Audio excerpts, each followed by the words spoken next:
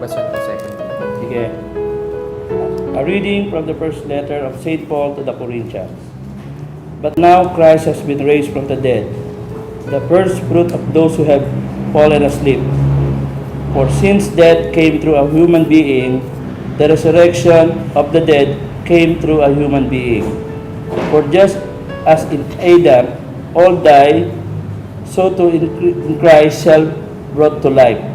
But each of one in proper order, Christ the first fruit, then at his coming those who belong to Christ. Then comes the end, when he hands over the kingdom to his God and the Father, when he has destroyed every sovereignty and every authority and the power. For he must reign until he has put all the enemies under his feet. The last enemy to be destroyed is the death, for he subjected everything under his feet. But when it says that everything has been subjected, it is clear that exclude the one who subjected everything to him. When everything is subjected to him, then the Son himself be subjected to the one who subjected everything to him, so that God may be all in all. The word of the Lord. Thanks be to God. Okay.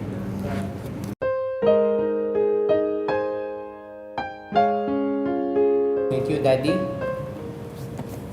Franco. Verse 20. Sino daw yung binuhay galing sa kamatayan? Si Kristo. Si Kristo. Tapos, Daddy, verse 20 pa din. 20. 20 Siya daw ay ang unang bunga mula saan? Ngunit ang totoo, si Kristo ay muling binuhay bilang katibayan na muling bubuhayin ng mga patay. Verse 20 yan. Verse 20. Yun na nakalagay dito. Sa akin, ang nakalagay, sa version ko, nakasulat, the first fruits of those who have fallen asleep. Pero parang patay din kasi yung Patay. mga namatay, It's considered diba? tutulog. Natutulog. Tapos, siya yung unang Yes. nagising o yung unang bunga. Kaya doon sa siguro mga ito nilagay dito. Paano daw pumunta yung kamatayan sa tao?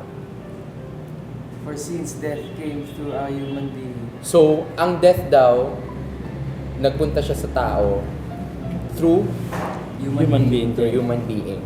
Eh, ang resurrection naman, Of the dead came also through a human being. so sa tao din. So, kung kamatayan galing sa tao, ang kabuhayan o resurrection galing din sa Tao. tao.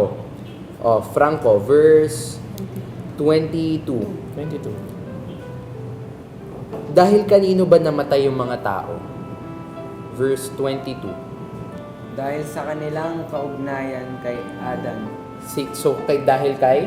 Adan. Adan. Kaugnayan kay Adan. Pero, paano naman nabuhay yung mga tao? Mommy. Mabubuhay ang lahat dahil sa kanilang kaugnayan kay Kristo. So, dahil kay Kristo, mabubuhay ang lahat.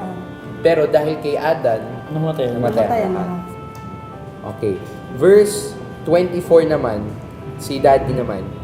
Pagkatapos daw ng lahat, kanino ibibigay ni Jesus yung kaharian? At darating ang wakas, pagkatapos na malupig ni Kristo ang lahat ng kaharian, pamamahalaan at pakapangyarihan, ay bibigay niya sa Diyos at So, sa kanino Ama. niya ibibigay? Sa Diyos Ama. Sa Diyos Ama. Then, verse 25, Paulo, hanggang kailan daw maghahari si Kristo? Until he has put all his enemies under His his feet. So, Franco, verse 26, sino yung huling enemy ni Jesus Christ? kamatayan. Kamatayan. Dahil, sabi kanina, di ba, verse 26, tapos 28. So, skip natin yung 27. Verse 28, Daddy.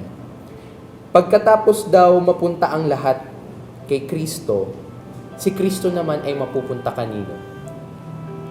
Ang kapangyarihan ng lahat ay nasa ilalim ng kapangyarihan ni Kristo.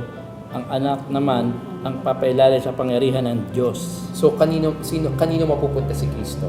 Kay God. Kay God. So, kung yan yung second reading natin, ano naman kaya sa tingin niyo yung connection niya doon sa first reading at gospel? Sino pwedeng mag-volunteer? Oh, meron ka ba? Wala. Connection. Okay. Oh, dali. Ganun pa rin. Yung ano pa rin, yung pinakita ng Kristo yung nagtagumpay siya dahil nalulupig na kamatay, babalik na siya sa Ama. Katulad sa inyo, walay niyo yung mga kasalanan. Katulad sa first reading, sa gospel, yung masasama, yung walay mabubuti. Walay. Ganun din ang gagawin ni Kristo. Si Adan naman ang naging sample dito sa kamatayan, dahil sa tao at pagdabuhay, para naman kay Kristo. Na para pinakita, mabubuti natin dati. So, kung yun yung ating connection ng tatlong pagbasa, doon na tayo sa hibla natin.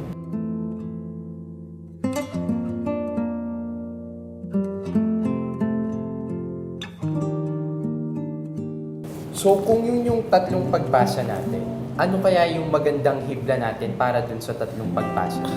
Kaya nakita ko, sa binasa natin, ang sa akin lang, basta ang Diyos ay lagi kong kasama, wala akong dapat ikatakot dahil siya ang bahala sa akin.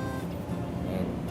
So, ano kaya ang magandang parang reflection question natin ngayon?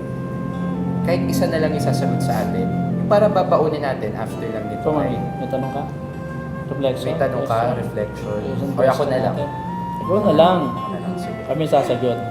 Ang reflection question natin ay isa na lang sasagot. Sa papaanong paraan tayo nagiging tupa para sa Panginoon? Hindi kambing, pero tupa. Kasi kambing, nire-represent niya masama, di ba? Tupa, nire-represent niya Sige, mabuti. ikaw, Paulo. Okay. Paano ka nagiging tupa? Para sa Panginoon. Para sa Panginoon, para sa atin. Ito sa akin.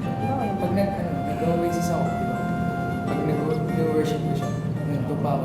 Pero pag sa ibang bagay, minsan kambing. Minsan kambing. Pero sa tingin mo, mas paano mo ma-overcome yung pagiging kambing mo? Para maging tupa. Para maging tupa ka pala. Dapat lagi akong matin sa mga prayer meetings. Siyempre, makinig ka kay Bible mami. Obedience.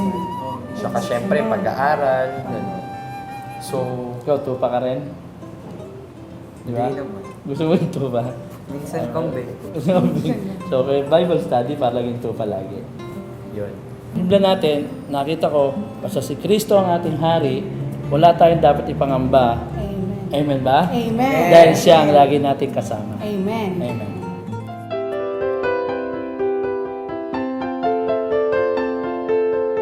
Ako pa rin yung mag-lead, ah. Oo, hawak tayo naman ako.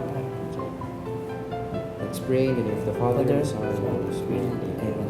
Panginoon, maraming salamat po sa paggabay po sa amin sa pag-aaral ng iyong salita. Yes, Lord. Panginoon, hinihiling lang po namin na ikaw, Panginoon, ang maging hari ng aming buhay, hari ng aming pamilya, Panginoon. Na Yes, sana Lord. ikaw yung maging pastol na magagabay sa amin. Yes, Lord. Ito'y samot dalangin namin sa pangalan ni Jesus, aming Panginoon. Amen. Amen. Amen. Amen.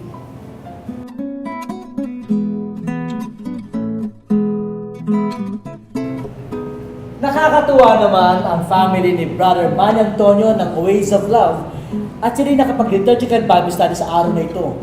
Tamang-tama, kapistahan po ng Kristong Hari. At kahit na pa maingay ang kapaligiran, narinig po rin nyo siguro, yung honks sa mga beeps and jeepneys, hindi sila naantala sa kanilang mga Bible study sapagkat mas importante sa kanila ang salita ng Diyos. Biro nyo yun, ang hibla nila, tamang-tama, si Kristo ang hari ng buhay nila bilang pamilya. At kung siya man ang hari ng kanilang pamilya, wala silang dapat ikabahala sapagkat si Kristo ang lakas nila sa pang-araw-araw na buhay nila.